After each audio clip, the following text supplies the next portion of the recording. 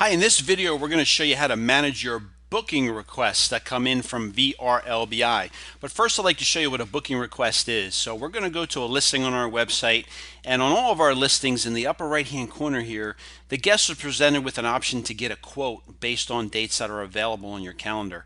So in this example, I'm going to click on arrival date, and I'm going to tab ahead a few months till I get to some months that are green that mean that these weeks are available. And I'm going to select a week in January to book, and I'm going to say we want 2 people to come, and I'd like to get a quote.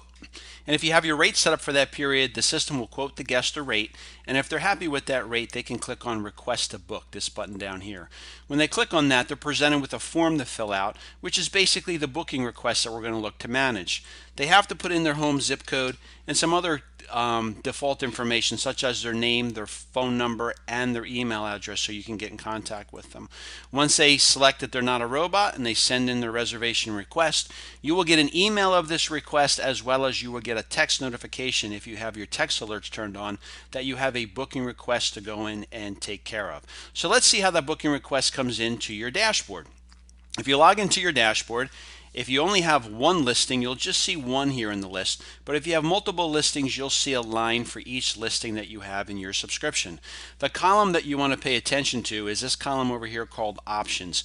This gear icon here will take you to all the settings that you'll need to set for that particular listing. So you can click on the gear icon for any listing, and these quick links will take you right to that specific section. In this case, we want to work on bookings, so we're going to select bookings for this listing number 218 that we just sent that request in. So we go to bookings, and this is a history of all the booking requests as well as any blank bookings that we entered for this particular listing. You'll notice the one that we just created is the one that's on top. And you want to look at this column called status. And this one's marked new. So when you see a new booking request come in, that is something you should act on right away so that you can try to secure that booking with that guest. You'll notice some other icons here too. This question mark means we're not sure about this booking request. That means it's marked pending. That means possibly you're waiting to get the deposit check, or you're waiting for a contract to come back, so you marked it pending. This green check mark means you've accepted that booking request, and therefore your week will be blocked out on your calendar. And the red X is for a booking request that you canceled. So let's say for some reason you spoke to the guest and decided you didn't want to rent it, or they didn't send a check in, then you can cancel the request and it'll be marked out as a red X. Remember, you can't delete any of these booking requests. You can only change the status. So if you're looking to cancel someone's booking request, just cancel it. The way you do that is by going to the one you want to work on, in this case this top one, and again under options we're going to click on this eyeball so we can go in and take a look at it.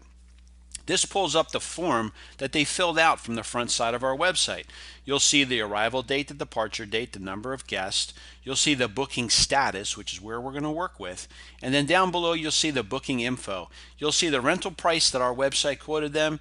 You'll see the guest name, phone number, email address, if they had a company name, and their mailing address and zip code as well. Everything that you need to send a contract to that potential guest. Now, here is where we need to change the status. Let's say we spoke to this customer and we decided we're going to put this week on hold for them because they're going to mail us a check. We can change it to pending. Now you get this pop-up window that says, do you want the guest to be notified? What this means is the system will send them an email that you changed the booking status of their request to pending. In this case, I'm going to hit cancel. I don't want them to get an email.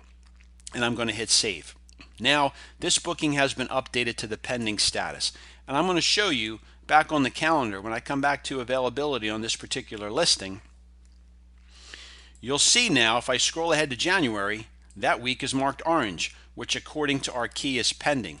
Now one key important note to make here, if it's pending on your calendar and marked in orange, it will not show up in search results anymore. So if anybody searches for that week is not going to show up that your place is available.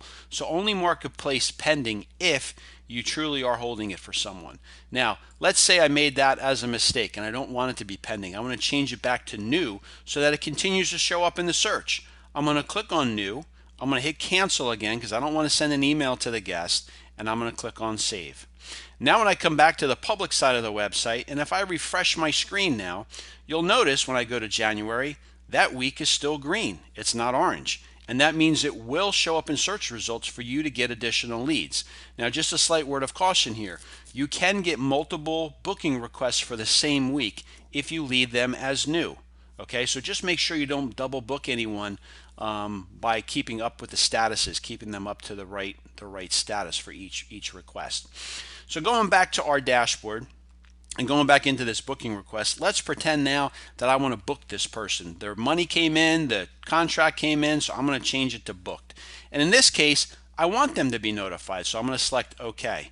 And now when I click on Save, not only does the guest get a notification that we've accepted their booking request, you will get a confirmation email too letting you know that you accepted it. And now when we go to the public side of the calendar and we refresh your listing, you'll notice that that week now will be marked red in January. Let's take a look. So now this will no longer show up in search results when anybody searches for that particular week. And it shouldn't, because you've booked it with somebody else. Now let's go back into that booking request, and let's say for some reason this person canceled. A couple months go by and they can't come to your place, so they say, hey, can we get our money back? And you cancel them. Well, that's easy to do too. You just change your booking request to canceled. Again, you're going to be asked, do you want the guest to be notified? If you hit cancel here, they will not get an email. If you click OK, they will. So in this case, I want them to know that I canceled their booking request. So I'm clicking OK, and I'm going to click on Save.